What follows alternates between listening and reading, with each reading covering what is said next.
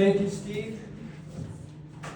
And to all my runners for this honor, I am especially honored because I was nominated by you. It means the world to me. Thank you also to the Hall of Fame Committee for your consideration.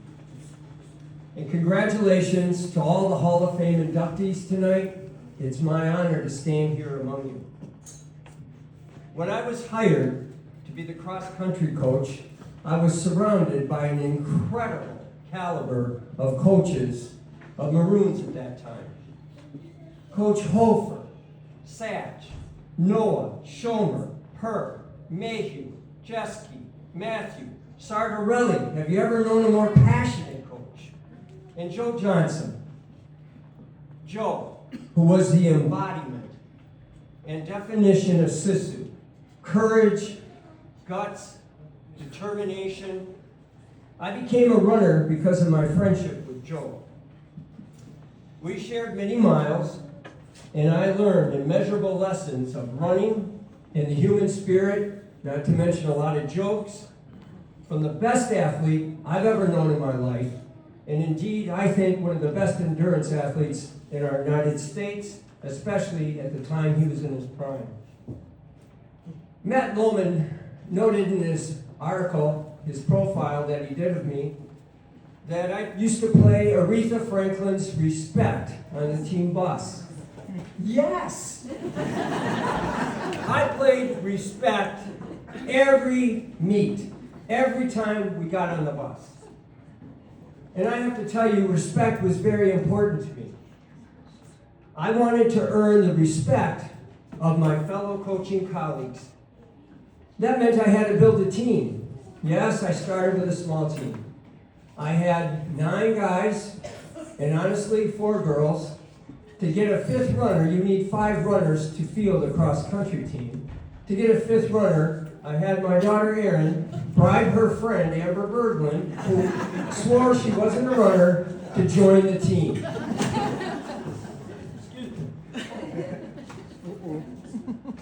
That gave us a varsity team. It was also important to me to get the respect and acknowledgement of the other coaches and teams that we were competing against. Marquette and Marinette at that time were powerhouses, incredibly dominant. Marquette, year after...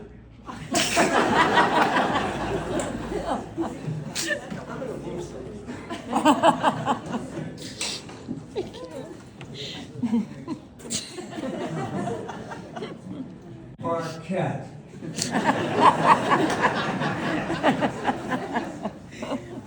Year after year after year, if you go and look up the records in the state of Michigan, they won boys and girls cross country every year.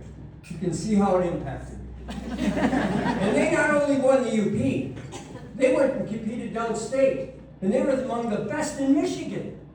That's who we were competing against. In Marinette, if you remember, in 1992, 93, 94, Marinette track girls won the D1 state championship in Wisconsin. So we were up against some powerhouse competition. They had loads of talent, and yes, they were well coached. I'm competitive. Watching these teams dance after every meet while they won drove my competitive fire. Now a little bit about my background. I come from very humble beginnings. I was born to very young parents in Detroit. My father was an auto worker. He was hardworking. He was driven. He was ambitious. He was competitive. My mother was a little tough Italian woman. I was the first of 7 cesarean births in a 14-year span. And like most Italian women, the heartbeat of our home was our kitchen, specifically our kitchen table. That's a place you wanted to be. She invited everyone and wanted everyone to feel welcome at that table, to sit down and talk and break bread. That's what I brought with me when I went into coaching. And my father was incredibly competitive. If we played him in any game, and my brother Jerry, who's here tonight, can attest to that, He didn't let us win. I don't care if you were 5 years old. It was ping pong, cards, board games, slap hands. You had to earn it. He wasn't going to let us win anything. So I am incredibly grateful to my parents for what I learned growing up. Racing a 5K is hard. Racing a 5K 10 to 12 times in an 8-week season is grueling. Practicing running. So how do you build a cross-country team? A program with high school kids. Have them commit to the hard work, dedication, and frankly, pain required to run, to build a team, let alone win. I thought it was important for me to create that welcoming family and spirit feeling, to have that atmosphere, create bonding experiences, have creative practices, bring love, enthusiasm, energy, and belief. Belief and faith. Most of all, we were going to have fun. We weren't just going to run, we were going to also have fun. I had to have it made fun. I wrote weekly newsletters, some of which are over there.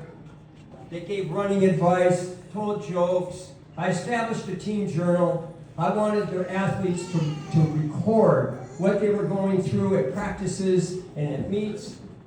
So they not only record their history, but if you take some time and read through those journals, it's very special because what they were doing was echoing my team message of pride, accomplishment, and going beyond what they ever thought they could. You can do more than you think you can. You can do more than you think you can. That was one of my messages. Another one was never, never quit. Not letting up when that's a natural tendency. Last year, you heard me quote, when I was introducing my team, Coach Sardarelli, Coach, you had love on that team, Coach. Yeah, we did. And as noted by Steve, I absolutely adored and loved what I was doing. And I loved my team. And I loved all my athletes. And belief. We had belief. Believing is a strong power. To my runners who are here tonight, I believed in you. I believed in you in practices. I believed in you and wanted to show you that in meets. I wanted you to know that. And you know, when you ran those races, and I met you at the finish line, and you set a PR, I jumped up and down with you. I cried with you. I hugged you. And you know what I knew? You know what I knew at that time? And all coaches might be able to relate to this. They believed in themselves. They believed in themselves. How special is that? How special is that to know that? They are now believing in themselves. That's incredibly strong. Whether it was Steve Campbell, who was the UP champion in 1995, or meeting a runner who finished 50th on a JV team, I wanted to be there at the finish line to celebrate the accomplishment. And when we combined the power of belief with discipline, hard work, commitment, we took off as a team. We won. We won a lot. A crowning moment for me, which you probably already know, was when we went past Marquette. We went past Marinette. And in many instances, we went past all Class B teams in the state of Michigan. But when we beat Verkerke and Marinette, if any of you have seen the movie Miracle with Herb Brooks, and he had that moment under the stands, that was me. Yeah! It was sweet. And fun? Oh, we had fun. I wanted to make the sometimes miserable experience of running fun. Our first Saturday practice is an example. I used to do a 10-mile run. First Saturday, our 5th day of practice. And I'd say, we're going on a 10-mile run today. You guys all remember? We're going to go to the end of Red Arrow Park and back. So we're running. And for many of the guys who were freshmen, they didn't know me. They didn't know how crazy I could be. They didn't know my energy. We got to Red Arrow, and I got toward the end, towards Seagull Bar. I kicked off my shoes. I kept running and went in the water. They were like, did we do that? What did you do? I said, come on in. We're going swimming. Then we'll run back to school. And they did that. It was fun. And any time we'd have 90 or 95 degree day, I'd say, we're going running out to Red Arrow Park, and we're going to go for a swim and come back. We did a lot of different things and practices for running. One thing that we established was a mud run. When I started coaching, the very first year, it was raining. Cross country, you go outside, you run no matter what. You run no matter what the weather is. And it was raining. Coach, are we running out? Of course we're running outside. And I said, you know what? There's a snowmobile trail I'm familiar with, and there's some mud on it. I think it might be fun. You guys get tough. We're going to run in the mud. And I did that back in '92. And the first year we went running in the mud, they come back, they had some mud on their legs, they're feeling tough. It was cool. But as I built the team, that mud run took on a life of its own. I was one coach. I had a couple of assistants, but I was one coach. And when I had 77 kids running on a mud run, it was like Woodstock. I lost control. They were running and doing belly flops in the mud, decorating their bodies in mud completely. And I was like, what am I going to do? It is what it is, right? They were having fun. And they ran back to school hard. Their parents were taking their pictures outside of school. And I'm saying, please don't listen Mr. Preshark or Mr. Overseer. And there's a rule here. You have to spray off before you get into school or your family house. And some runners came back a little bit late. And I'm like, okay. And they're, of course, full of mud. And they said, Eli's running a little bit late. Coach, he lost a shoe in the mud. What? I mean, that's expensive. He lost his shoe in the mud. So I talked to his parents. I felt terrible. He came in. He's running barefoot. Eli came in. I talked to his parents. I said, I'm so sorry that Eli lost his shoe. They went, oh, that's Eli. But the thing about the mud run and how it took a life on its own, anytime it was running, I was approached in school constantly. Coach, we're going on our mud run today. And I used to try to give energetic motivational speeches on the bus. We used to listen to Eye of the Tiger as we pulled into every meet. And actually, every time I hear that song, I still get teary. I do. I don't care where I am. But the Eye of the Tiger, they were motivating. They were psyching themselves up. And they wanted me to give a speech. And I'm going to give part of that right now. I hope I'm not too loud and don't blow you away. But it really makes no sense what I said. But honestly, when I got done, they were ready to run through a wall.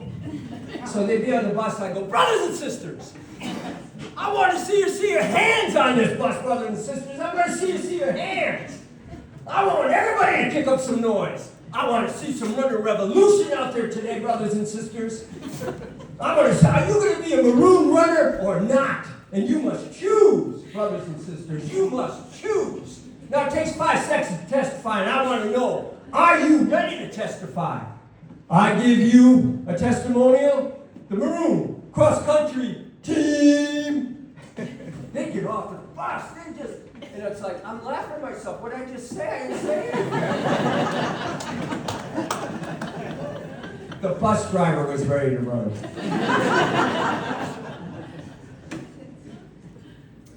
I owe some thanks. I want to thank all the parents that supported us. I want to thank Coach Bobby Bile. Bobby was the coach prior to me. Great coach. And himself a great runner. When I first started coaching, I was on the phone to Bobby every day, every week, for months. I want to thank Mr. Bob Krishak, who encouraged me to apply for this job and supported me. Now, I started with 14 people. When I finished coaching, I had 77. Every year, I went to Bob, and I'm like, I need more uniforms, and I need more sweats. He supported me. We went down. He allowed us to go downstate and compete, and I'm eternally grateful for him. I want to thank Crispin Sardarelli and Carla Anderson, who are my assistant coaches and helped build the team culture. I want to thank Tom Kaiser. The people that are here for Tom, he was incredible to me and our program. Incredible. I included one of his articles in the things that are out regarding my nomination. Tom promoted running, but he also promoted the human spirit and what goes into running, not just running itself. And I credit Tom for a lot of the growth of our program. I want to thank my wife Tammy, my children, Aaron, Becky, Tony, and Zoe. I was late every night for dinner. It was because I was out running. I'd like to blame Joe Johnson for that, but I can't. And Tam, can you imagine? When I started coaching, I asked if she could make pasta dinners for our team twice a year, before our first meet and before our last meet. And she said, yeah, how many kids you got? 14. Oh, yeah, that'd be fun. I'll make some bars. I'll do the pasta. Well, the 14 turned into 30, turned into 40, turned into 70. Every inch of our house was used. And you know, the kids were awesome, the kids were great. But the heartbeat of my home is sitting over there. I want to thank all you runners on all my teams. Do you know how much fun I had running with you? Do you know how much fun it is to go down First Street with 70 kids? And you were all so great, spirited.